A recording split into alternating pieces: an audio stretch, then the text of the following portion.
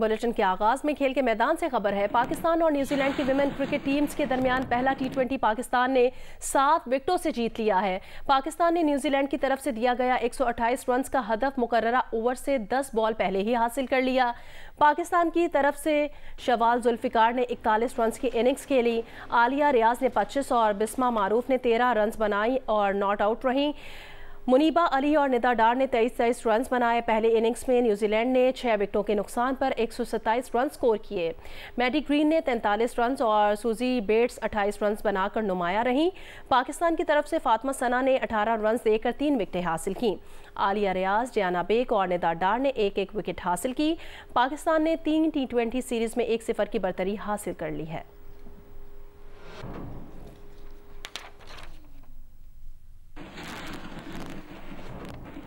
दूसरी जानिब ऑस्ट्रेलिया ने पाकिस्तान के खिलाफ पहले टेस्ट के लिए टीम का ऐलान कर दिया है।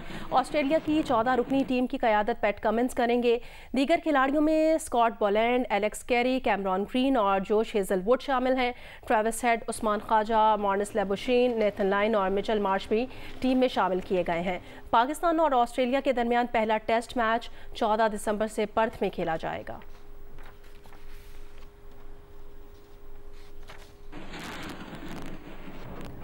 आगे बढ़े गजा की सूरत हाल से आपको अपडेट करें। गजा में 2 रिहायशी कंपाउंड्स पर इसराइली तैयारों के हमले में 250 फ़लस्तीनी शहीद हो गए हैं।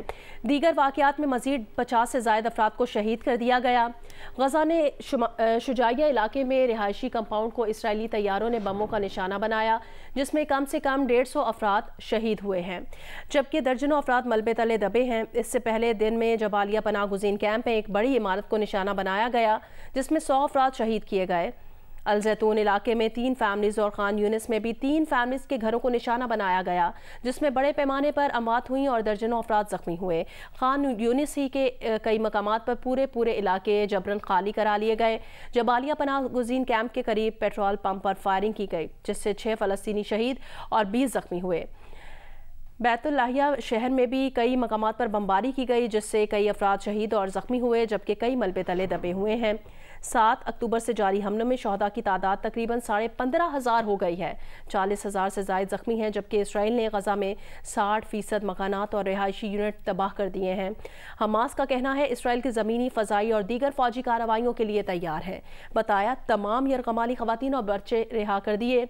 इसराइली वज़ीर दिफ़ा ने दावा किया कि हमास के पास अब भी 15 ख़वातीन और 2 बच्चे हैं। हमास पर मुआहदे की खिलाफ वर्जी का इल्ज़ाम भी लगा दिया।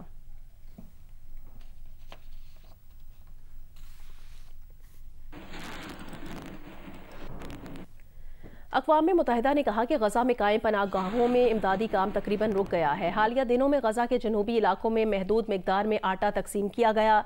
जंग बंदी से शिमाली गजा के रिहायशियों के लिए पानी की फराहमी में कोई बेहतरी नहीं आई है।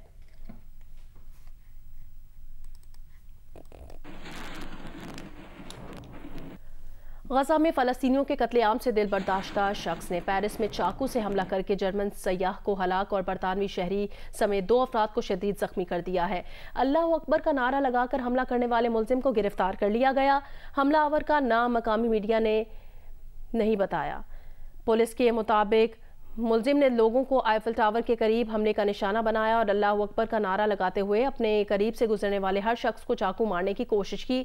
जर्मनी और फिलिपाइन की दोहरी शहरियत रखने वाला एक जख्मी अस्पताल में दम तोड़ गया, जबकि बरतानवी शहरी की हालत खतरे से बाहर है। तीसरे शख्स को हथौड़ी के वार से जख्मी किया, जो बुरी तरह जख्मी है। पुलिस ने हमलावर को इलेक्ट्रिक स्टेन गन चलाकर काबू किया। हमलावर फ्रांसीसी शहरी है, जो 1997 में पैदा हुआ था। फ्रांसीसी वजारत दाखिला के मुताबिक हमलावर सन 2016 में एक और हमले की साजिश के जुर्म में 4 बरस कैद की सजा भी काट चुका है। वो इंतहा पसंद था और उसकी मुसलसल निगरानी भी की जानी चाहिए थी। वज़ीर दाखिला के मुताबिक मुलजिम नफ्सियाती मरीज था और गजा जंग में फ़लस्तीनियों की मौत पर दिल बर्दाश्ता था। फ्रांस के वज़ीर आज़म ने कहा कि उनका मुल्क दहशत गर्दों के आगे हथियार नहीं डालेगा। ताज़ा हमला ऐसे वक्त हुआ जब 8 माह बाद फ्रांस में ओलंपिक गेम्स होना है और इस हमले ने सिक्योरिटी पर सवालात खड़े कर दिए हैं।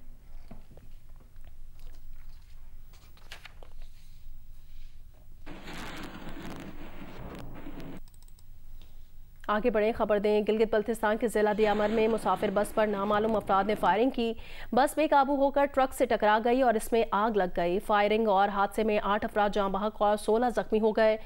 वजारत दाखिला गिलगित बल्तिस्तान शम्स लोन का कहना है कि फायरिंग खुली दहशतगर्दी है। वाक़े में बैरूनी हाथ मुलविस हो सकता है। हमला आवरों को कैफिर किरदार तक पहुँचाया जाए। डिप्टी कमिश्नर आरिफ अहमद के मुताबिक हडोर के मकाम पर नामालूम अफराद ने मुसाफिर बस पर अंधाधुंध फायरिंग की। फायरिंग के बाद बस बेकाबू होकर ट्रक के साथ टकरा गई और बस में आग लग गई। बस का अगला हिस्सा मुकम्मल तौर पर जल गया। फायरिंग और हादसे में 8 अफराद जाँ बहक और 16 जख्मी हो गए। जख्मियों को रीजनल हेडक्वार्टर अस्पताल चिल्लास मुंतकिल कर दिया गया। हादसे का शिकार होने वाले अफराद का ताल्लुक कोहिस्तान, पेशावर, गिजर, चिल्लास, रोंदो, स्कर्दू, मानसेहरा और सिंध से है। मुसाफिर बस जिला गिजर से रावलपिंडी जा रही थी।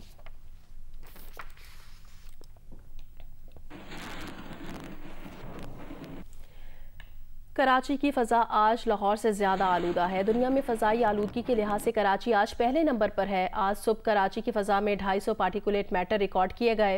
लाहौर 221 पार्टिकुलेट मैटर के साथ दुनिया के बड़े शहरों में फ़ज़ाई आलूदगी के लिहाज से दूसरे नंबर पर है।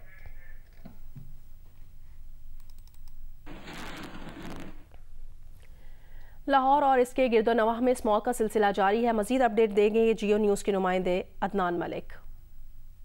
पंजाब का सूबाई दारुल हुकूमत लाहौर एयर क्वालिटी इंडेक्स में आज दूसरे नंबर पर है।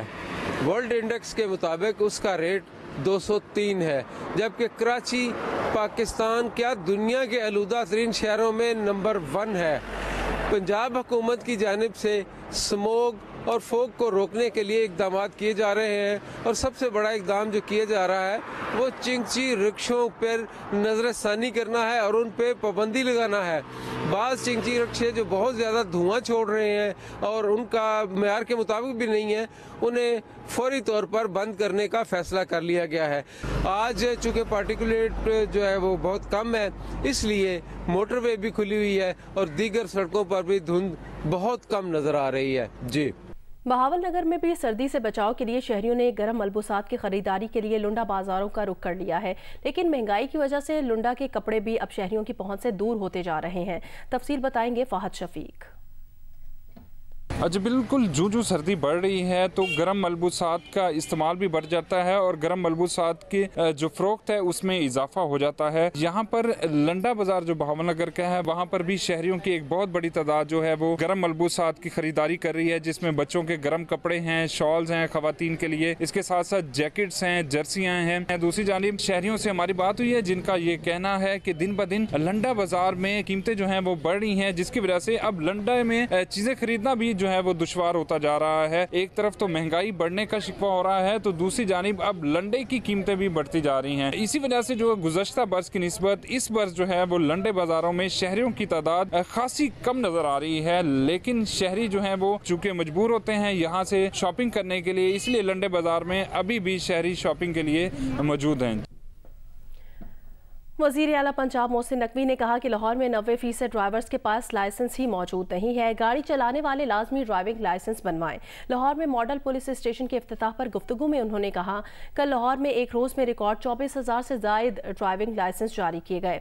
लाहौर में इससे पहले यौमिया 250 ड्राइविंग लाइसेंस बन रहे थे। पंजाब भर के 737 थानों की अपग्रेडेशन कर रहे हैं। उन्होंने कहा कि तमाम अजला के लिए CCTV कैमरे भी खरीदेंगे। लाहौर शहर में 22 नए थाने बनाए जा रहे हैं। 9,000 के करीब मजीद पुलिस नफरी भी बढ़ा रहे हैं। लाहौर में 70 लाख गाड़ी थी, जी 70 लाख 7 लाख लाइसेंस और 7 लाख लाइसेंस थे। 10% लोगों के पास लाइसेंस थे, सिर्फ 90% लोगों के पास लाइसेंस ही नहीं थे। उसमें बच्चे बूढ़े सब शामिल हैं। लाहौर में, सिर्फ लाहौर में महीना पहले 250 लाइसेंस पर डे बनते थे। गैस करें कितने बने? अंदाज़ा 24,000। 737 पंजाब के जो पुलिस स्टेशन हैं वो सब के सब रीवैम्प हो रहे हैं। एक और चीज़ जो इम्पोर्टेंट है वो ये कि हम 22 थाने लाहौर में नए बनाने जा रहे हैं। रहनुमा तहरीक इंसाफ गौहर खान बन गए तहरीक इंसाफ के नए कप्तान। बिला मुकाबला जीत कर कहा, वो कप्तान तो बन गए पर नजरिया पुराने कप्तान का ही चलेगा। ना इदारों के खिलाफ है, ना इदारों से टकराना चाहते हैं। PTI इंट्रा पार्टी इलेक्शन में मरकजी जनरल सेक्रेटरी का ओहदा उमर अयूब के नाम रहा। खैबर पख्तूनख्वा की सरबराही अली अमीन गंडापुर, पंजाब की यास्मीन राशिद, सिंध के हलीम आदिल शेख और बलूचिस्तान में पार्टी की सरबराही मुनीर अहमद बलोच को मिल गई है। सबके सब बिला मुकाबला मुंतखब हुए।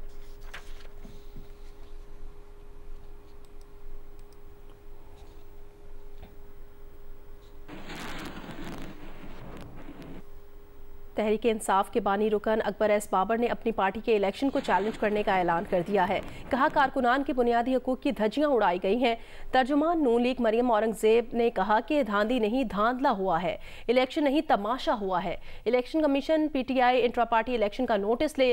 रहनुमा पीपल्स पार्टी फैसल करीम कुंडी ने कहा, जिस पार्टी की बुनियादी धांधली पर रखी जाए वो आगे क्या करेगी। तर्जुमान इस्तेकाम पाकिस्तान पार्टी फयाजुल हसन चौहान ने कहा, अगर ऐसे इलेक्शन 8 फरवरी को हुए तो क्या PTI तस्लीम करेगी। परवेज खट्टर ने कहा कि शफाफ आम इंतखाबात का मुतालबा करने वालों को पहले शफाफ पार्टी इलेक्शन कराने चाहिए।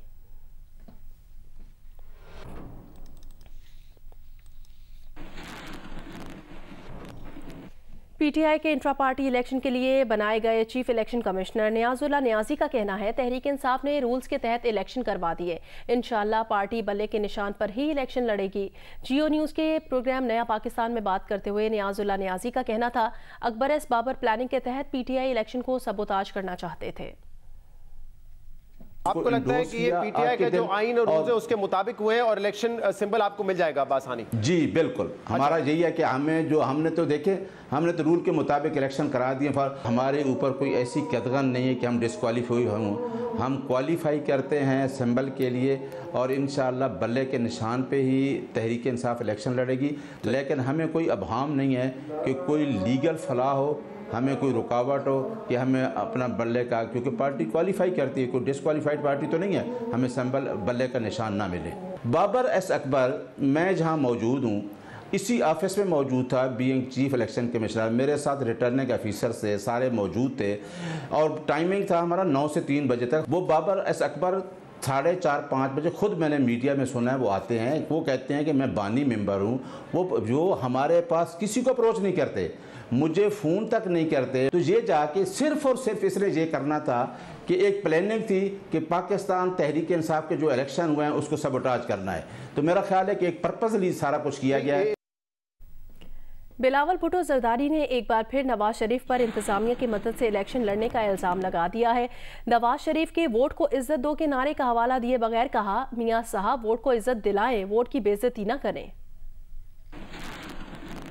जिन लोगों को तारीख में पहली बार लाहौर में फूलों के बजाय टमाटर और अंडे का सामना करना पड़ रहे हैं, वो मेरे ख्याल में सिंध और बलूचिस्तान के इतना फिक्रमंद नहीं है जितना वो अपने घर के फिक्रमंद है। मैं अपना नजरिया, अपना आइडियोलॉजी और अपना मंशूर पे चलूंगा और मेरा मुतालबा है मियां साहब से भी कि वो इंतजामिया के बजाय अपना नजरिया पे, अपना मंशूर पे इलेक्शन लड़े, वो वोट को इज्जत दिलवाए, वोट का बेइज्जती ना करे। वो उसका बेहतरी होगा, उसमें मेरा बेहतरी होगा, उसमें मुल्क का बेहतरी होगा। मियां साहब आए हैं मुस्लिम लीग नून का और ये जिस तरीके से जलसा हुआ, इस इम्प्रेशन को जरूर आम पब्लिक में एक धचका लगा।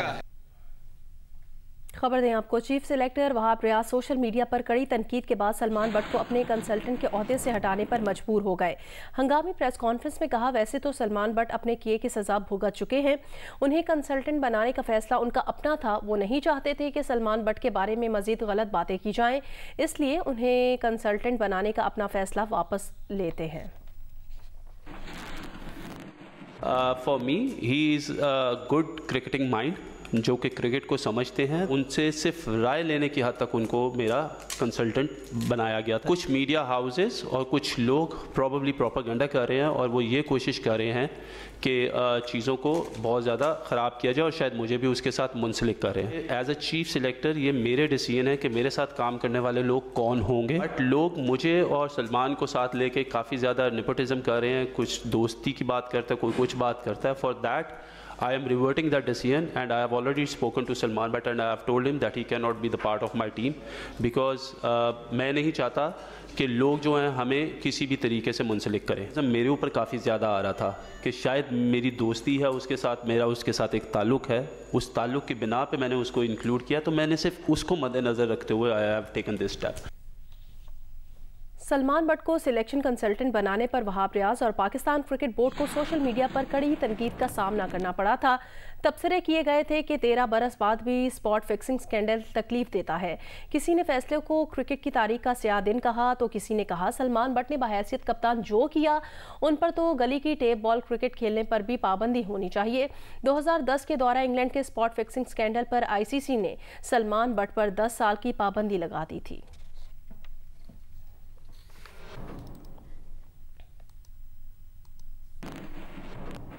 पाकिस्तान क्रिकेट टीम के fast bowler Naseem Shah Pakistan super league के अगले एडिशन में इस्लामाबाद यूनाइटेड से खेलेंगे। कोयटा ग्लैडिएटर्स को कामयाब प्लेयर ट्रेड के नतीजे में वसीम जूनियर और अबरार अहमद की खिदमात मिल गईं। फास्ट बॉलर नसीम शाह की नई PSL टीम के मामले पर फैंस शिद्दत से मुंतज़िर रहे। कोयटा ग्लैडिएटर्स की नसीम शाह की ट्रेड के लिए पेशावर ज़ल्मी और मुल्तान सुल्तान से भी राब्ते रहे, लेकिन हतमी डील इस्लामाबाद यूनाइटेड के साथ तय पाई। कोयटा ने नसीम शाह इस्लामाबाद को देकर उनसे स्पिनर अबरार अहमद और fast bowler Mohammad Wasim junior हासिल कर लिया। दोनों फ्रेंचाइज के दरमियान प्लेटिनियम की बारियों का भी तबादला हुआ है।